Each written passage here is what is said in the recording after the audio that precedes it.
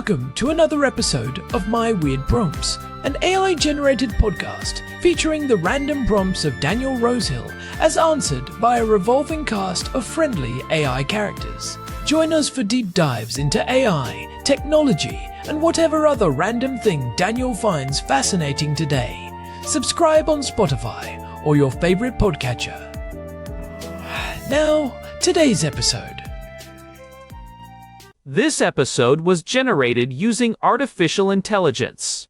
Please verify facts. Hi, Herman and Gordon. So we've talked on a number of occasions about October the 7th, 2023 and the aftermath and events in Israel.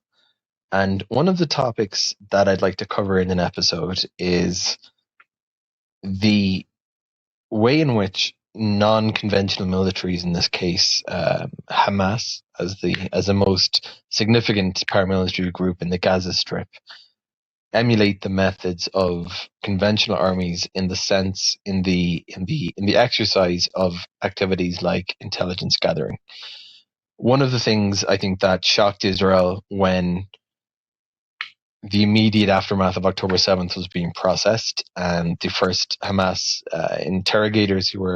the first Hamas militants who were captured alive in Israel were interrogated, was the sophistication of the intelligence that Hamas had built up over the course of years about Israel. And I think people might have expected perhaps that they were, the Gaza Strip is a tiny place, that Hamas had some basic surveillance function over Israeli forces on the troops on the border, but it went far, far beyond that. They literally had mapped out all the communities that they ultimately targeted and massacred in Israel down to the house level.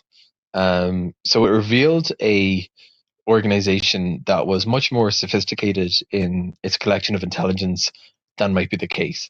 That might have been expected. I'm sorry, I'm getting all my sentences wrong tonight. The other thing that strikes me when we hear about what happened in Gaza and the war that was fought there was the number, and I think we've touched upon this before, but the sheer number of control and command centers, or C2 centers, that were discovered throughout the Gaza Strip, sometimes directly under civilian infrastructure. And again,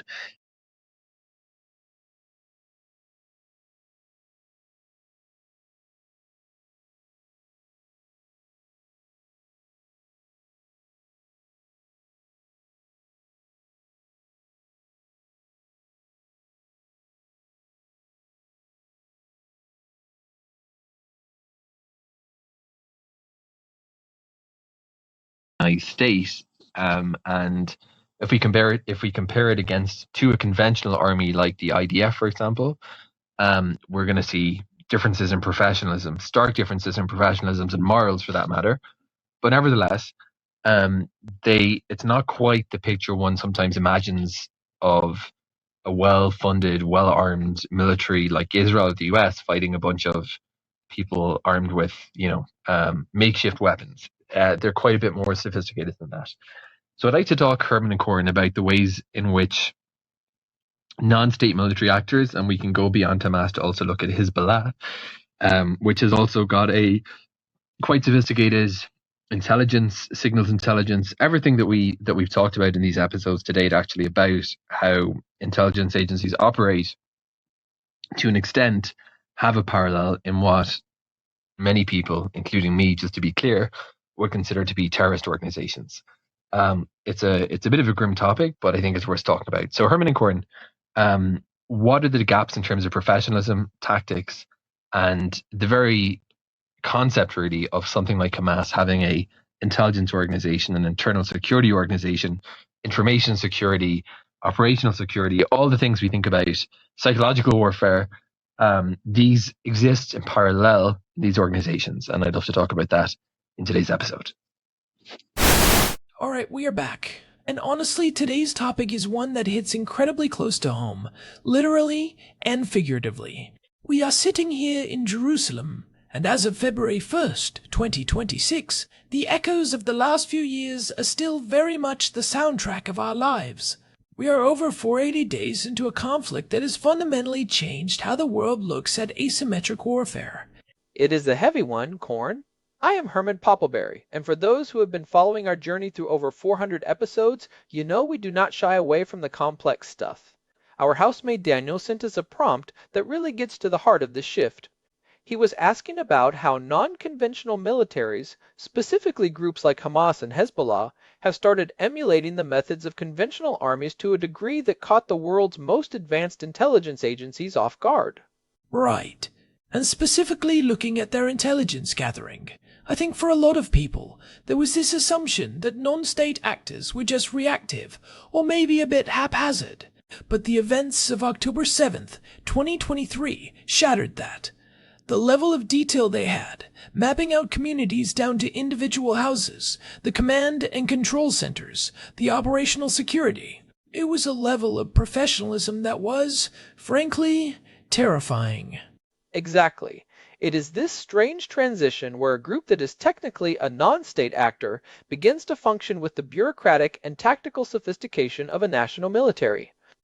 Daniel wanted us to dig into the gaps between these groups and conventional forces like the Israel Defense Forces and how they actually manage things like internal security and psychological warfare. We are talking about groups that have moved from simple guerrilla tactics to what we now call hybrid warfare. It is fascinating because, on one hand, you have the Israel Defense Forces, or the IDF, which is one of the most technologically advanced militaries in the world. And then you have these groups operating out of a densely populated, blockaded coastal strip, or the hills of southern Lebanon. But the gap in intelligence gathering seems to have narrowed. Herman, when we look at the intelligence side, how does a group like Hamas even begin to build a map of a target down to the house level? That is not something you just get from Google Maps. You are right. It is not just Google Maps, though open source intelligence, or OSINT, is a massive part of it now. We have to look at their dedicated intelligence body, which is often referred to as MODATs. They have professionalized their approach into 5 main areas: observation, cyber, signals intelligence, open source, and human intelligence. For years, thousands of workers from Gaza entered Israel every day. While the vast majority were just trying to earn a living, the system was exploited. In a highly organized military structure, even casual observations become data points. A worker notices where the security gate is, where the armory for the local civil defense team is located, or what time the shift changes happen. When you aggregate that over a decade with thousands of people, you build a high-resolution picture. So, it is essentially a massive distributed human intelligence network. But it is more than just observing, right? I remember reports of actual manuals found on the bodies of fighters. Precisely. These were not just rough notes, they were professionally printed field manuals. They contained instructions on operating specific weapons, identifying vulnerabilities in Israeli armored vehicles, and even tactical tips for close quarters combat. Some of these documents were dated as early as 2022, showing that the planning was meticulous and long-term. They had detailed maps of targeted communities that included critical infrastructure locations and security response patterns. That requires a level of command and control that we usually associate with state actors. Daniel mentioned these command and control centers, or C2 centers. We have seen reports of these being located under hospitals, schools, and residential buildings. But the scale of it is what is truly shocking. I'm thinking of reports of sophisticated subterranean facilities used for command and control purposes in Gaza. That is a perfect example of this emulation. These were not just basements, they were sophisticated subterranean facilities with server cabinets, air conditioning, and dedicated IT staff. They are part of what they call the Gaza Metro, a tunnel network that stretches for over 500 kilometers. From a tactical perspective, integrating your C2 into civilian infrastructure serves a functional purpose beyond just using human shields. In asymmetric warfare, your greatest weakness is being seen from the air. By embedding your servers and command staff under civilian buildings, you create a protected environment that forces the conventional army into a moral and legal quagmire. It makes the intelligence gathering for the opposing side incredibly difficult because you cannot distinguish a military signal from a civilian one. It is like they have turned the entire urban environment into a giant camouflaged motherboard. But let's talk about the gap Daniel mentioned. If they are emulating conventional armies, where do they still fall short? Or maybe fall short is the wrong way to put it. Where are the fundamental differences in their tactics? The biggest gap is in what we call combined arms. A conventional army like the IDF relies on the seamless integration of infantry, armor, air power, and naval support. That is incredibly hard to do without a massive budget and a formal state structure. Hamas can do infantry well, they can do light rockets well, and they can do basic drone work. But they cannot coordinate a massive, multi-domain offensive in the way a state can. Their professionalism is specialized. They are world-class at urban defense, tunneling, and localized ambushes. They are not as good at sustained, large-scale maneuvers in open territory. Their success on October 7th was a sprint, not a marathon, in terms of conventional territory holding. Right. But what about internal security? This is something I find fascinating. To plan something that massive and keep it a secret from the most advanced intelligence agencies in the world for years, how do they manage their own operational security, or OPSEC? This is where they actually might have an advantage over a conventional army. A conventional army is a bureaucracy with a massive digital footprint. Hamas and Hezbollah operate more like a cult or a secret society. Hezbollah, for instance, has Unit 900, which acts as their internal secret police. They are responsible for thwarting espionage and monitoring their own members. Hamas has a similar wing called the Majd. They monitor phone calls, track social interactions, and the penalty for suspected collaboration is often death. It is a high-pressure, high-consequence environment that creates a very tight lid on information. The planning for major operations has reportedly relied on low-tech methods to avoid digital interception. So it is security through terror within their own ranks, combined with very low-tech methods. We spent the last 20 years becoming so good at intercepting digital signals that we forgot how to track a guy walking through an alleyway with a piece of paper in his pocket. It is a sobering reminder that advanced does not always mean effective. I want to shift to psychological warfare for a second. Daniel mentioned this, and it feels like a huge part of their strategy. The use of body cams and the immediate uploading of footage. It is a total departure from traditional military PR. A conventional army has a spokesperson's unit with lawyers and censors. They want to look professional and disciplined. Non-state actors like Hamas have a different goal. Their psychological warfare is two-pronged. For their supporters, the goal is to show victory and strength through raw violence. For their enemies, the goal is to spread terror and demoralization. By using body cams and even hijacking the social media accounts of their victims to post footage of the attacks, they turn every fighter into a content creator. It creates this immersive, terrifying reality that a traditional news report just cannot replicate. They have professionalized the insurgency video into a sophisticated information operations wing. And it works on a global scale, too. They are able to control the narrative in real time. Before the IDF can even confirm an event happened, there is already edited footage on Telegram and X, often framed to suit their political goals. They have essentially replaced air power with information power. That is a brilliant way to put it, Korn. Information is their asymmetric air force. It travels over borders, it bypasses missile defenses, and it lands directly in the minds of the target audience. So, looking at these functions, it seems like they have taken the manual of a state army and stripped away all the parts that require a billion-dollar budget, then doubled down on the parts that require human capital and discipline. But there is a darker side to this professionalism, isn't there? When we talk about the gap in morals that Daniel mentioned. That is the most significant gap of all. A conventional army, especially in a democracy, is bound by the laws of armed conflict. There are things you simply cannot do, or at least things you are held accountable for if you do them. For Hamas or Hezbollah, the lack of that professional constraint is actually a tactical choice. They do not see it as a lack of professionalism, they see it as a total war where every civilian is a target, and every civilian building is a shield. It is a professionalism of nihilism. They are very, very good at things that a conventional army is specifically trained not to do. It is a chilling realization. But even within that, they have a hierarchy. They have a promotion system. They have uniforms. They have ranks. Why do you think they bother with the trappings of a regular army? If you are an insurgent group, why wear a uniform or have a general staff? It serves several purposes. First, it provides internal cohesion. If you want a group of young men to follow orders that might lead to their death, giving them a sense of being part of a real army is a powerful psychological tool. It elevates them from militants to soldiers in their own minds. Second, it is for the international stage. When they release statements from their military wing, it gives them a veneer of legitimacy. And third, it actually does help with organization. Having a clear chain of command, even if it is shadowy, is necessary to manage thousands of fighters across an urban landscape. Look at Hezbollah's Radwan Force, also known as Unit 125. They are a highly trained commando unit that wears distinctive patches and follows a strict military hierarchy. They were the model for the elite Nukba forces that Hamas used on October 7th. So it is about this structure of power. But what about the training? You do not just wake up and know how to conduct house-level intelligence mapping. Where does that knowledge come from?